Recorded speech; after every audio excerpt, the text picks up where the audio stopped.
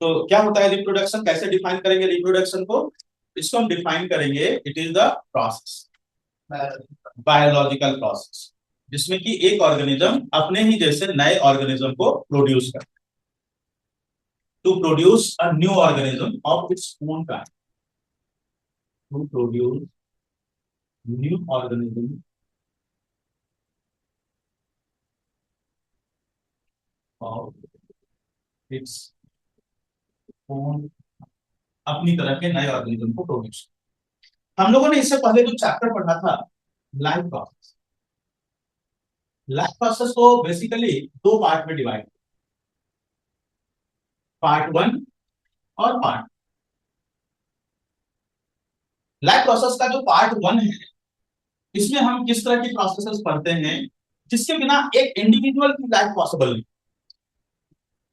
ठीक है, जैसे न्यूट्रिशन के बिना किसी एक इंडिविजुअल की लाइफ पॉसिबल नहीं है, respiration, transportation of the materials, transportation of the materials और एक्सक्रीशन। न्यूट्रिशन में डाइजेशन नहीं आएगा, कहीं छोड़ के आ गए आपको। मेटाबॉलिज्म,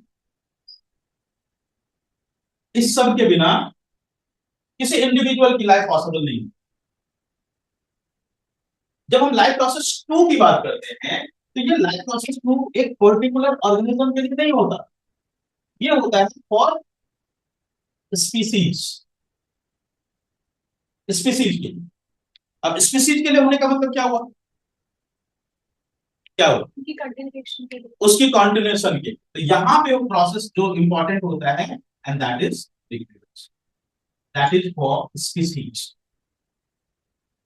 वन के बिना इसका काम चल सकता, मतलब लाइफ प्रोसेस वन टू के बिना वन जो है सर्वाइव कर सकता है ना, इसके बिना ये सर्वाइव कर सकता। तो ये एक इंडिविजुअल के लिए होता है, फॉर इंडिविजुअल ऑर्गेनिज्म, और ये होता है किसके लिए, स्पीसीज। ओके, इतना पॉइंट तो क्लियर है। 19 में स्टार्ट हुआ था तभी तो उसका नाम कोविड-19 था, और आज जो है 24, 5 साल हो गए। 5 साल पहले जो इन्वायरमेंट था, क्या आज का इन्वायरमेंट सेम है या अलग हो गया? अलग। इन्वायरमेंट क्या हमेशा सेम रहता है या कॉन्टिन्यूसली चेंज होता है? चेंज होता है, बिल्कुल सही बात है, कॉन्टिन्यूसली चेंज होता है। कोई बच्चा है, जिस बच्चे का बर्थ आज हुआ, मान लीजिए आज, तो वो आज की इन्वायरमेंट के अकॉर्डिंग होगा, मतलब उसका जो बर्थ होगा उसके अंदर जो बॉडी में फीचर्स होंगे वो आज के इन्वायरमेंट के अकॉर्डिंग होंगे। मेरा बर्थ जब हुआ था 40 साल पहले, तो मेरे बॉडी में जो फीचर्स है वो आज से 40 साल पहले के इन्वायरमेंट के अकॉर्डिंग थे। आपका जब बर्थ हुआ तो आपका बर्थ हुआ होगा 15 ईयर्स पहले, तो 15 ईयर्स पहले का मतलब हुआ कि आपके बॉडी में जो जो कैरेक्टरिस्टिक है, फीचर्स है, एडेप्टेशन है, वो आज से 15 ईयर पहले का जो इन्वायरमेंट था उसके अकॉर्डिंग होगी। इन्वायरमेंट तो कंटिन्यूसली चेंज होता रहता है, तो अगर इन्वायरमेंट कॉन्टिन्यूसली चेंज होता रहता है तो कौन सा ऑर्गेनिज्म इस अर्थ पे ज्यादा सर्वाइव करेगा, जो अभी बर्थ हुआ जिसका, कि जो 50 साल पहले बर्थ हुआ? जिसका अभी बर्थ हुआ वो अभी के इन्वायरमेंट के अकॉर्डिंग है ना, उसमें जो बॉडी फीचर्स है, जो कैरेक्टरिस्टिक है, वो अभी के इन्वायरमेंट के अकॉर्डिंग है। इसका मतलब जो अभी ऑर्गेनिज्म प्रोड्यूस हो रहा है इस वक्त, वो अभी के इन्वायरमेंट के अकॉर्डिंग होने के कारण वो ज्यादा ससेप्टेबल होगा इस इन्वायरमेंट में रहने। तो जब रिप्रोडक्शन की प्रोसेस होती है तो रिप्रोडक्शन में क्या होता है, कंटिन्यूअस इवोल्यूशन होती है। अब ये इवोल्यूशन वर्ड का मतलब क्या है, रिप्रोडक्शन होता है फॉर इवोल्यूशन, रिप्रोडक्शन का मेन पर्पज होता है इवोल्यूशन। अब इवोल्यूशन वर्ड का मतलब क्या है, इवोल्यूशन का मतलब होता है बेटर एडेप्टिबिलिटी, एडेप्टिबिलिटी इन चेंजिंग इन्वायरमेंट, ये मेन पर्पज। रिप्रोडक्शन का मेन पर्पज है इवोल्यूशन, और इवोल्यूशन वर्ड का मतलब होता है better adaptability in the changing environment, मतलब जो नए ऑर्गेनिज्म होंगे वो इस एनवायरनमेंट में रहने के लिए ज्यादा ससेप्टेबल होंगे। लेकिन ये एडेप्टेबिलिटी आएगी कहां से, किस तरह से एडेप्टेबिलिटी डेवलप होगी? चलिए इसको समझते हैं, किस तरह से एडेप्टेबिलिटी डेवलप होगी। ठीक है, ये इतने पॉइंट लिखते जाओ, लिखते जाओ, जो पॉइंट्स बता रहा हूं यहाँ पे लिखते जाओ। जैसे मान लीजिए कोई एक सेल, इस सेल के अंदर है क्रोमोसोम, यहाँ पे है न्यूक्लियस, न्यूक्लियस के अंदर यहाँ पे अभी है क्रोमैटिन फाइबर। ये अभी रेस्टिंग सेल का सिचुएशन है, रेस्टिंग सेल। और यहाँ पे आपको जो ये थ्रेड लाइक स्ट्रक्चर दिख रहा है, इसको हम लोग बोलते हैं क्रोमैटिन फाइबर। तो ये क्रोमैटिन फाइबर जो है, जब इसको आप ऑब्जर्व करोगे तो during division of cell, during division of cell, ये जो क्रोमैटिन फाइबर है ये कंडेंस होकर के एक इस तरह का स्ट्रक्चर बनाएगा, जिस स्ट्रक्चर को हम लोग बोलते हैं क्रोमोसोम। ये फॉर्म कर लेता है क्रोमोसोम। यही क्रोमैटिन फाइबर क्रोमोसोम की फॉर्मेशन करता है। अलग अलग ऑर्गेनिज्म में, अगर हम ह्यूमन की बात करते हैं तो हमारे जो न्यूक्लियस है उसमें 46 नंबर ऑफ क्रोमोसोम है। अगर हम एक पी प्लांट की बात करें तो उसकी न्यूक्लियस में 14 क्रोमोसोम होंगे। ठीक है, अगर हम एक चिंपैंजी की बात करें तो उसके न्यूक्लियस में अलग नंबर ऑफ क्रोमोसोम होंगे। तो हर एक ऑर्गेनिज्म में नंबर ऑफ क्रोमोसोम अलग अलग होता है। तो यहाँ पे अगर हम ह्यूमन की बात करेंगे तो इस तरह के जो स्ट्रक्चर होंगे वहां पे 46 स्ट्रक्चर होंगे, 46 क्रोमोसोम। जब हम इस क्रोमोसोम को माइक्रोस्कोपिक व्यू में देखते हैं तो ये क्रोमोसोम आपको दिखता है कि ये इस तरह के स्ट्रक्चर से मिलकर के बना हुआ है, जिसको हम लोग बोलते हैं डीएनए। इसको हम लोग डीएनए बोलते हैं।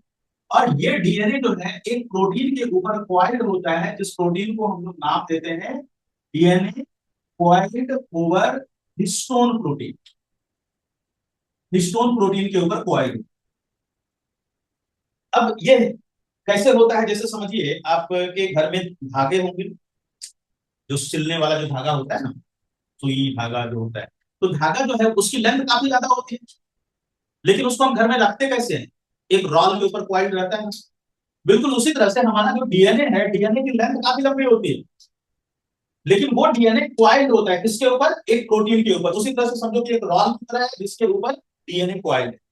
तो उतना लंबा डीएनए हमारे हर सेल में जो क्रोमोसोम है, हर सेल, एक छोटा सा सेल जो हमें दिखता तक नहीं है, उसके अंदर न्यूक्लियस जो उससे भी छोटा होगा, उसके न्यूक्लियस के अंदर जो डीएनए है, डीएनए के न्यूक्लियस के अंदर जो क्रोमोसोम है, क्रोमोसोम के जो डीएनए से बना हुआ है, अगर आप उस डीएनए की लेंथ देखोगे तो टोटल लेंथ उसकी लगभग 2.2 मीटर के आसपास।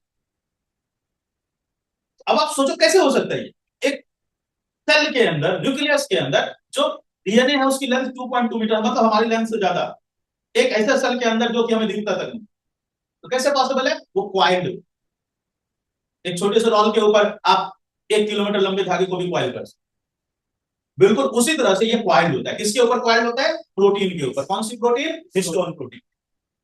तो ये जो डीएनए है ना, डीएनए की जो ये आप लाइनिंग देख रहे हो, इस लाइनिंग को हम लोग बोलते हैं न्यूक्लियोटाइड।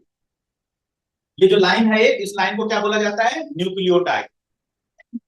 अब ये जो न्यूक्लियोटाइड है ये किस चीज से बनी होती है, देखिए ये बनी होती है फॉस्फेट।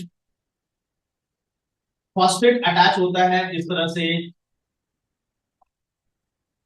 इसको बोला जाता है राइबोज डीऑक्सी, राइबोज शुगर। फिर उसके बाद वहां पे प्रेजेंट होता है अमीनो एसिड, फिर सेम कॉम्बिनेशन में एक और अमीनो एसिड, फिर उसके साथ में अटैच होगा डीऑक्सी राइबोज शुगर, और फिर वहां पे अटैच होगा फॉस्फेट। ये हो गया फॉस्फेट, बीच में अमीनो एसिड, अमीनो एसिड के बीच में यहां पे होता है हाइड्रोजन बॉन्ड। ये मैं एक न्यूक्लियोटाइड का स्ट्रक्चर बता, ये जो बीच में लाइनिंग है ना, इस लाइनिंग का स्ट्रक्चर में बता क्या है। वहां पे सबसे पहले ये जो धागे की तरह का स्ट्रक्चर दिख रहा है डबल हेलिकल, वो किससे बना, फॉस्फेट। फॉस्फेट के साथ में क्या अटैच है, डीऑक्सी राइबोज शुगर, इसी के नाम से तो उसको डीएनए बोला जाता है, डीऑक्सी राइबो न्यूक्लिक एसिड। तो डीऑक्सी राइबोज शुगर है यहाँ पे फॉस्फेट के साथ, उसके साथ यहाँ पे अटैच। अगर आपसे पूछा जाए डीएनए में कौन सा एलिमेंट बहुत ज्यादा अमाउंट में प्रेजेंट होता है, दैट इज फास्फोरस, क्योंकि वहां पे फास्फोरस शुगर है। उसके साथ में यहाँ पे बीच में जो ये आप बॉक्स की तरह का स्ट्रक्चर देख रहे हो, वो होता है अमीनो एसिड, जिसमें कि 4 अलग अलग तरह के अमीनो एसिड होते हैं, ये जो है चार अलग अलग तरह के अमीनो एसिड्स होते हैं यहाँ पे, अमीनो एसिड्स, और इसका नाम है चार, एडेनिन, साइटोसिन, गुआनिन और थाइमिन। ये चार तरह के अमीनो एसिड होते हैं, एडेनिन, गुआनिन, साइटोसिन, थाइमिन। इसमें देखिए यहां पे जो लाइनिंग मैं बता रहा हूं हाइड्रोजन बॉन्ड, एडेनिन का हाइड्रोजन बॉन्ड हमेशा थाइमिन के साथ, साइटोसिन का हाइड्रोजन बॉन्ड हमेशा गुआनिन के साथ, ये कभी चेंज नहीं हो सकता। मैंने जो चीजें बताई एक बार मैं फिर से रिपीट कर रहा हूं, सुनो। क्रोमोसोम किस चीज से बना हुआ है? डीएनए से। डीएनए किसके ऊपर क्वाड है? प्रोटीन के ऊपर। बट प्रोटीन की बात अभी हम छोड़ते हैं, अभी हम डीएनए पे आते हैं। तो डीएनए जो है इसमें आप इस तरह की लाइनिंग तो आपने जरूर देखा होगा, सबने देखा होगा। ये लाइनिंग को हम लोग क्या बोलते हैं? न्यूक्लियोटाइड। न्यूक्लियोटाइड किस किस चीज से बना हुआ है? एक लाइन किस चीज से बना हुआ है? वो बना होता है फॉस्फेट, फॉस्फेट और उसके साथ में डीऑक्सीराइबोज शुगर। फॉस्फेट अटैच होता है डीऑक्सीराइबोज शुगर से, डीऑक्सीराइबोज शुगर अटैच होता है अमीनो एसिड से, फिर वो सेम कॉम्बिनेशन इधर रिपीट होता है। यहाँ पे अमीनो एसिड, फिर इधर एक अमीनो एसिड, दोनों के बीच में हाइड्रोजन बॉन्ड होता है, और फिर यहाँ पे फिर से डीऑक्सीराइबोज शुगर और फिर इधर फॉस्फेट। ये वाली लाइन हो गई इधर, और ये वाली लाइन हो गई, ठीक है, इस तरह से कॉम्बिनेशन। तो यहाँ पे जो एडेनिन, साइटोसिन, गुआनिन और थायमिन, किसी चार के कॉम्बिनेशन, अमीनो एसिड के कॉम्बिनेशन होते हैं।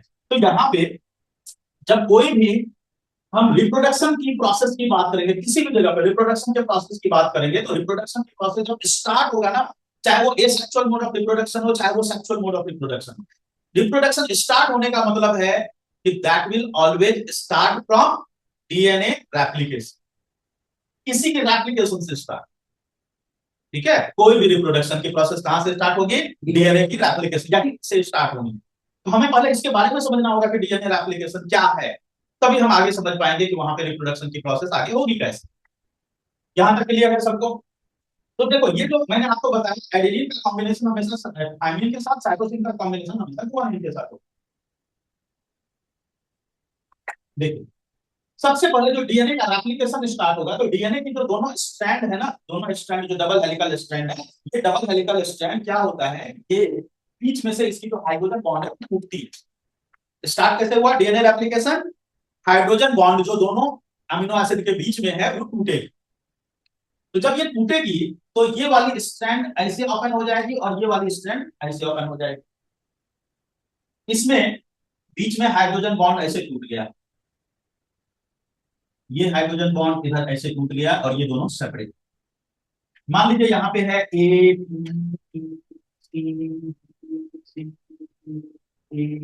B C. अब यहाँ पे ए है तो ये ए के साथ इधर क्या होगा? टी होगा। यहाँ पे टी था तो क्या रहा होगा? ए। टी के साथ फिर यहाँ ए, फिर सी के साथ जी, फिर जी के साथ सी, सी के साथ जी, सी के साथ ए, और यहाँ पे ए के साथ टी। चलो यहाँ ओके, ऐसे रहा। ये दोनों स्ट्रैंड सेपरेट, सेपरेट हुआ। अब सेपरेट होने के बाद इसकी होनी है रेप्लिकेशन। रेप्लिकेशन होगी कैसे? रेप्लिकेशन होगी कैसे? इधर से एक नई स्ट्रैंड बननी शुरू होगी और एक नई स्ट्रैंड इधर से बननी, ये ओपन होता चला जाएगा डीएनए का जो दोनों स्ट्रैंड है वो ओपन होता चला गया, और एक नई स्ट्रैंड इधर से बननी शुरू हुई, एक नई स्ट्रैंड इधर से बननी शुरू हुई। यहाँ पे जो नई स्ट्रैंड बनेगी तो इस नई स्ट्रैंड में क्या क्या चीजें आएगी? फिर से फॉस्फेट, यहाँ पे एक नया फॉस्फेट अटैच हुआ। फॉस्फेट के साथ क्या अटैच हुआ? Deoxyribose sugar. और एडेनिन के कॉन्टेम्पररी पार्ट में यहाँ पे अटैच होगा टी। ये टी कहां से आएगा? फूड से, अमीनो एसिड है ना थायमिन, आएगा कहां से? फूड से। फूड में कहां से? प्रोटीन से। प्रोटीन ही तो डाइजेस्ट होकर अमीनो एसिड्स बनाते हैं, तो वो कहां से आएगा? फूड से। अच्छा अब ये टी के साथ क्या अटैच होगा? ए। सी के साथ क्या अटैच हुआ? जी। जी के साथ क्या अटैच हुआ? सी। फिर यहाँ सी के साथ क्या अटैच हुआ? जी। बीच में यहाँ पे हाइड्रोजन बॉन्ड बनता है और ये एक नया स्ट्रैंड बनता है इस साइड। इधर देखो, इधर भी एक नया स्ट्रैंड बन रहा है अपोजिट साइड में इसके। यहाँ पे भी एक नया स्ट्रैंड बना। टी के साथ क्या अटैच हुआ? ए। टी के साथ यहाँ पे ये टी है ना इधर इस साइड, यहाँ पे टी है तो यहाँ पे क्या अटैच होगा? ए अटैच होगा। यहाँ पे ए है तो क्या अटैच होगा? टी अटैच हुआ। अच्छा यहाँ पे जी है तो सी, और यहाँ पे सी है तो जी, जी, और यहाँ पे जी है तो सी, और यहाँ पे टी। देखो नई स्ट्रैंड बनती चली गई, ये ओपन होता चला गया और नई स्ट्रैंड बनती चली गई। एक्चुअली ये जो होता है जो मैं यहाँ पे समझा रहा हूं, इसी को हम डीएनए रेप्लिकेशन बोलते हैं। ये नीचे से ओपन होता चला जाएगा, ऊपर नई स्ट्रैंड बनती चली जाएगी। लेकिन अगर आप ध्यान से देखो जरा, इस दोनों स्ट्रैंड को जरा ध्यान से देखो आप, क्या दिख रहा है?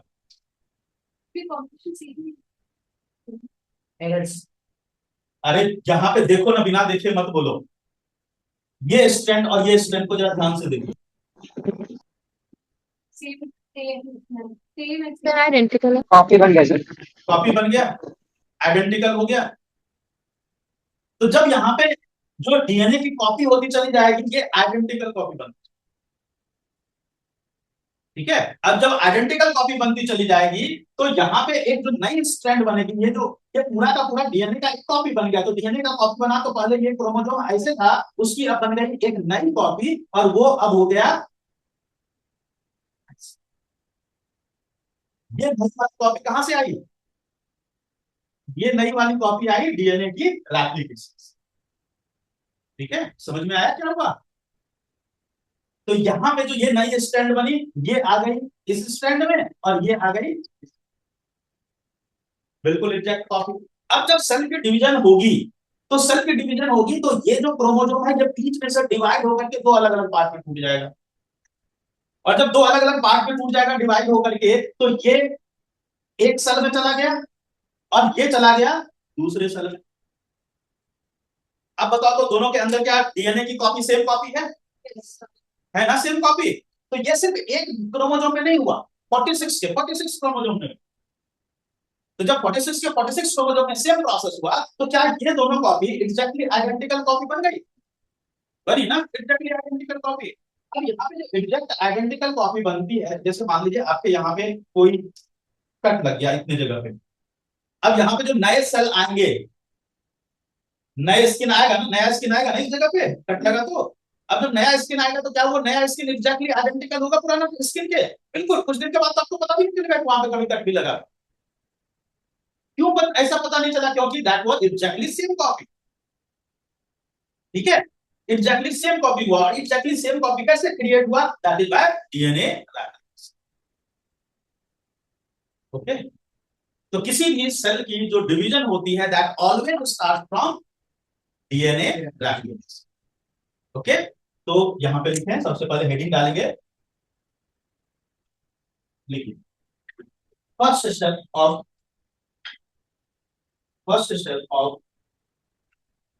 Reproduction. First step of reproduction start from DNA copy. DNA copy,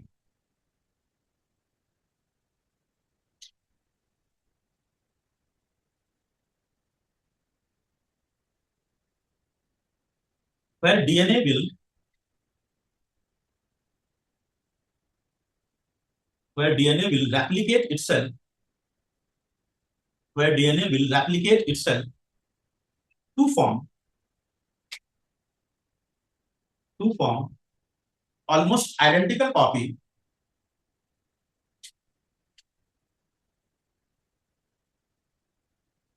which contains all the information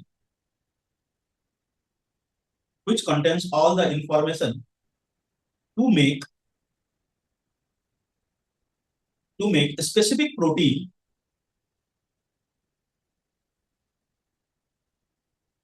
or enzymes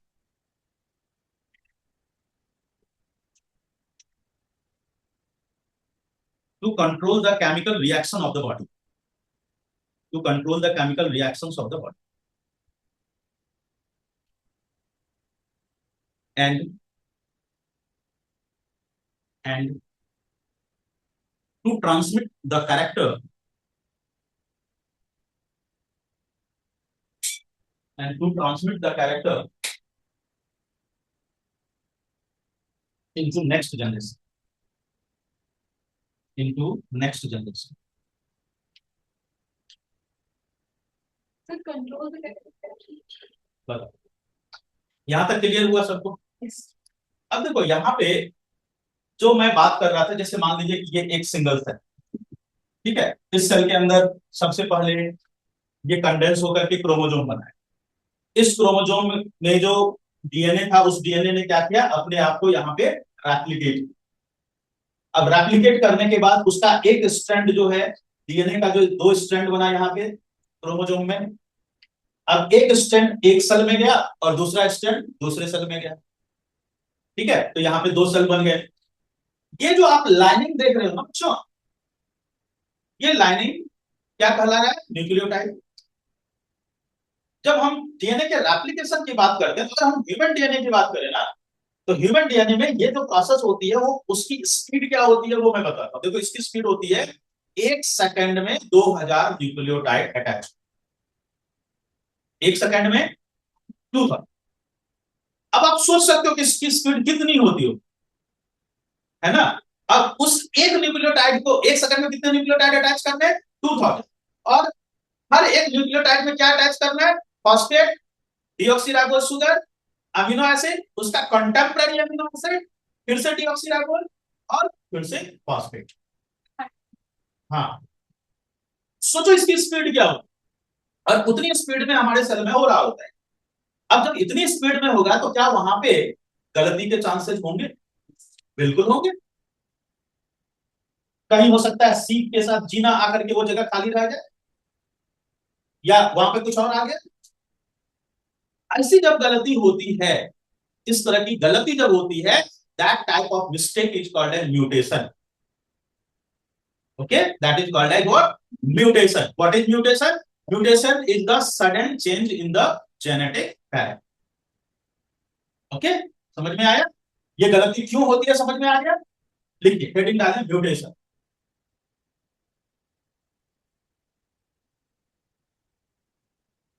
Mutation is the sudden change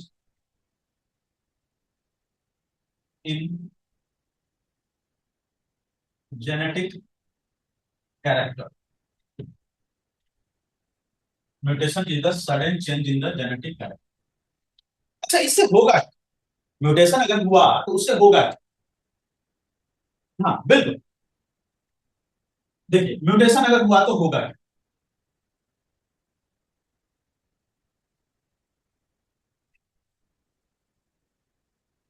जैसे मान लीजिए कि कोई एक एग्जाम्पल समझे, जब सपोज करो कि ये एक, मान लो कि एक प्रोटीन, ठीक है, और इसमें एक चेंज आ रहा है, ये बन गया। अब बता दो क्या ये मीनिंग बिल्कुल अलग हो गया सिर्फ एक चेंज आने से? तो अमीनो एसिड्स की सीक्वेंस अगर चेंज होगी तो चेंज होने से क्या फर्क पड़ेगा, प्रोटीन बिल्कुल अलग है, क्योंकि अमीनो एसिड की स्पेसिफिक सीक्वेंस को ही हम प्रोटीन। और अगर एक भी चेंज आया तो उससे प्रोटीन बिल्कुल अलग, प्रोटीन बिल्कुल अलग, मतलब अब वो नया कुछ बन सकता है।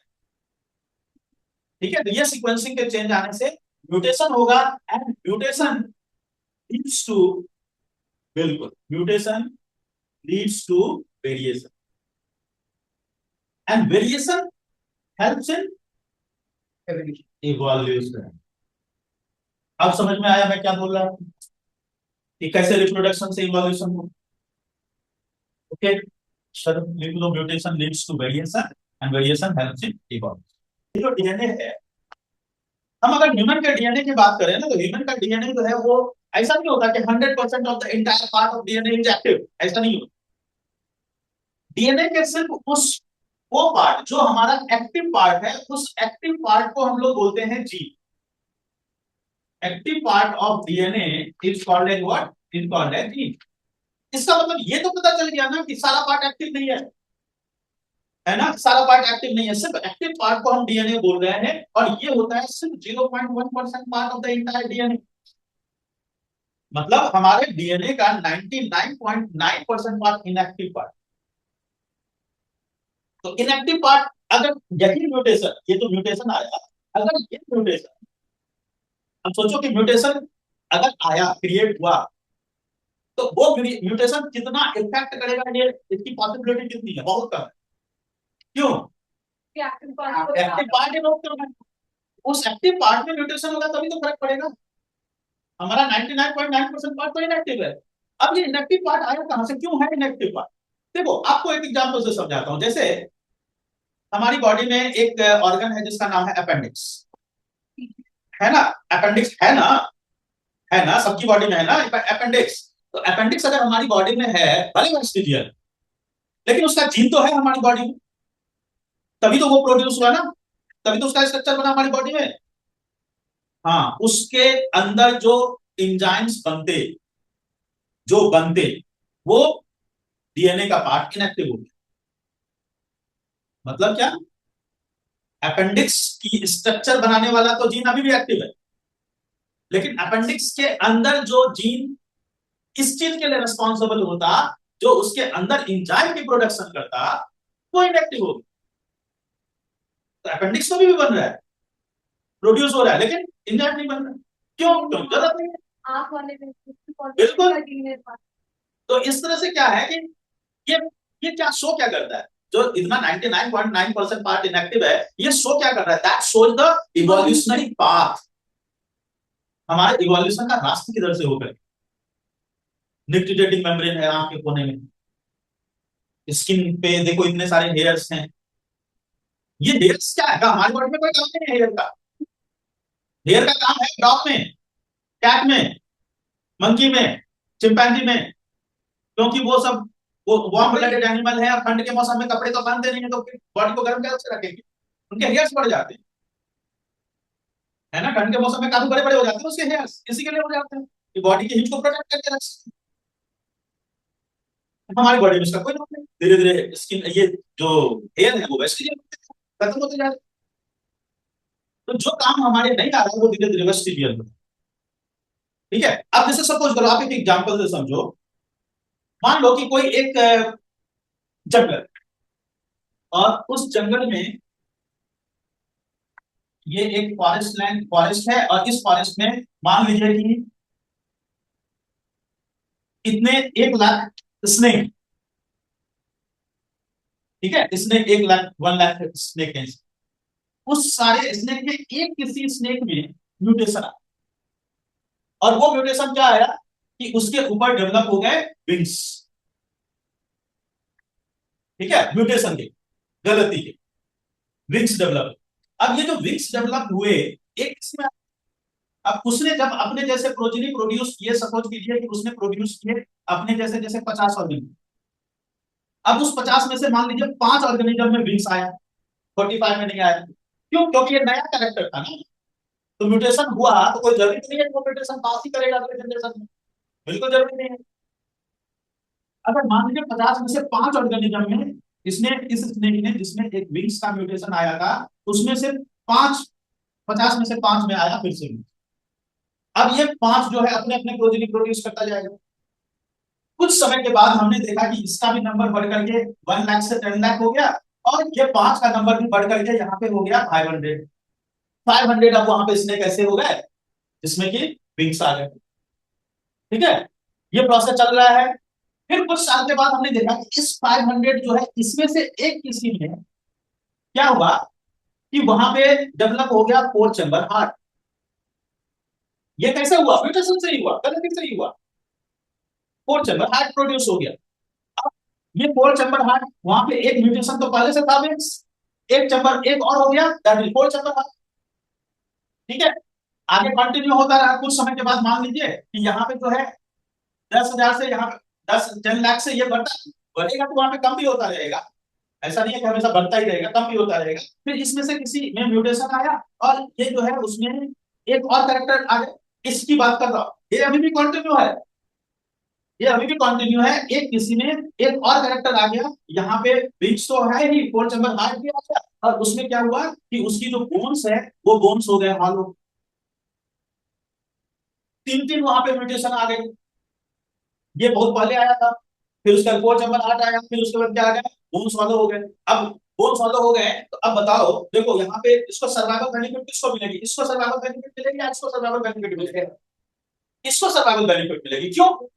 हॉलो बोन्स है, 4 चैम्बर हार्ट है, फिक्स भी है, वो अपनी बॉडी हल्का होने के कारण ज्यादा दूर तक ट्रैवल करता है। ज्यादा दूर तक ट्रेवल कर पाएगा, मतलब वो अपने फूड के सर्च के लिए ज्यादा दूर तक जा पाएगा। जब ज्यादा दूर तक जा पाएगा, ज्यादा एरिया डिस्कवर कर पाएगा वो, मतलब इसकी सर्वाइवल बेनिफिट होगी। ठीक है। कुछ लाख साल के बाद ये अपना ऑर्गेनिज्म तो ये वही कंटिन्यू कर रहा है। यहाँ पे एक नया ही कैरेक्टर डेवलप हो गया, इतने सारे एक्यूमुलेशन होते चले गए नए नए नए नए कैरेक्टर्स के, कि ये एक बन गया नया स्पीशीज, जिसको हमने बोला नया स्पीशीज। बना उसी से है, डेवलप उसी से हुआ है, लेकिन इसमें कई सारे नए कैरेक्टर्स डेवलप होते चले गए, एक्यूमुलेट होते चले गए, म्यूटेशन कई सारा एक्यूमुलेट हुआ, वेरिएशन कई एक्यूमुलेट हुआ, जिससे कि वो एक नया ऑर्गेनिज्म। ठीक है, समझ में आया क्या हुआ? देखो ये कोई जरूरी नहीं है, ऐसा मत समझना कि हमेशा कोई वेरिएशन हुआ तो वो वेरिएशन हमेशा बेनिफिशियल ही होगा, ऐसा भी बिल्कुल जरूरी नहीं है। ये तो सब कुछ छोड़ो, आप एक एग्जाम्पल, दूसरे एग्जाम्पल से मान लो कि इसमें एक किसी बैक्टीरिया में एक म्यूटेशन डेवलप, हाँ ये बहुत ज्यादा हीट में सर्वाइव कर, हॉट कंडीशन। ठीक है, आपने इस पानी को गर्म कर दिया तो क्या होगा, बाकी सारे मर गए, लेकिन इसमें म्यूटेशन हो चुका था तो ये हॉट कंडीशन में सर्वाइव कर सकता था, तो ये बच गया वहां पे। ये अपने जैसे प्रोड्यूस किया प्रोजेनी, अब इसमें जो वेरिएशन हुआ था वो तो हेल्प किया इसको सर्वाइव करने, हेल्प किया ना। लेकिन कब हेल्प किया, जब आपने इसको गर्म किया तब, है ना। अगर एनवायरमेंट उसके अकॉर्डिंग हुआ तो, अगर मान लीजिए आपका मन किया होता नहीं हम गर्म नहीं करके इसको हम ठंडा कर, फ्रीज कर, तब सारे सब मर जाते हैं। तो अब यहाँ पे जो म्यूटेशन हुआ था, क्या वो म्यूटेशन इसको हेल्प किया सर्वाइवल के लिए? नहीं, सर्वाइवल नहीं ना हेल्प किया। तो कोई जरूरी नहीं है कि वहां पे जो म्यूटेशन हो वो म्यूटेशन हमेशा उसको हेल्प करे ही सर्वाइवल, कर भी सकता है नहीं भी कर सकता, दोनों चीजें हो सकती। अगर सर्वाइव करने में हेल्प किया तो वो डेवलप होगा। आप एक और एग्जांपल से समझो, मान लो सपोज करो कि कोई एक ग्रासलैंड, और इस ग्रासलैंड में बहुत सारे बीटल्स, बीटल्स का नॉर्मली कलर क्या होता है, रेड कलर की बीटल्स होती है। यहाँ पे बहुत सारे बीटल्स हैं रेड कलर, और एक बीटल ऐसा है जिसमें कि कोई एक वेरिएशन डेवलप, और उस वेरिएशन के कारण वो बीटल हो गया ग्रीन कलर। किस कलर का हो गया? Green colour. ठीक है, अचानक वहां पे एनवायरमेंट में कोई चेंज, चेंज हुआ का मतलब सपोज कीजिए कि वहां पे क्रो ने अटैक कर दिया इस ग्रासलैंड। अब क्रो ने जो अटैक किया तो कौन से बिटल को वो आसानी से देख पाएगा? जो रेडिश कलर का, ग्रीन कलर का बिटल को नहीं देख पाएगा, कैमोफ्लेज होगा, है ना, अपने एनवायरमेंट में वो छिप जाएगा। तो अब यहाँ पे ग्रीन कलर का बिटल बच गया, और जो बच गया वो सर्वाइव किया। अब धीरे धीरे इसका नंबर बढ़ता चला जाएगा, है ना, इस पूरी ग्रासलैंड में धीरे धीरे धीरे धीरे उसका नंबर बढ़ता चला गया, और अब धीरे धीरे यहाँ पे ग्रीन कलर की बिटल्स यहाँ पे है। ठीक है, दो चार ऐसे नहीं होगा कि सबके सब रेड को खा ही जाएगा, कुछ रेड बचे हुए रहेंगे, पुराने कैरेक्टरिस्टिक भी बचे हुए रहते हैं। ठीक है, बहुत स्लो प्रोसेस, इवोल्यूशन बहुत स्लो प्रोसेस। अब यहाँ पे जो ग्रीन और ये दोनों रेड है दोनों, मान लीजिए सपोज कीजिए ये ग्रीन कलर में म्यूटेशन नहीं हुआ, अब ये म्यूटेशन हुआ होता है येलो कलर। अब बताइए, क्रो ने अटैक कर, अब वो किसको देख पाए, रेड को कि येलो? दोनों को देखे, दोनों को। क्या यहाँ पे म्यूटेशन ने उसको हेल्प किया सर्वाइवल बेनिफिट में? नहीं हेल्प। अगर म्यूटेशन ऐसा हुआ कि वहां पे इन्वायरमेंट में ने उसको हेल्प किया तो फिर ठीक, नहीं तो फिर दोनों का। ठीक है, समझ में आया? क्लियर यहाँ तक?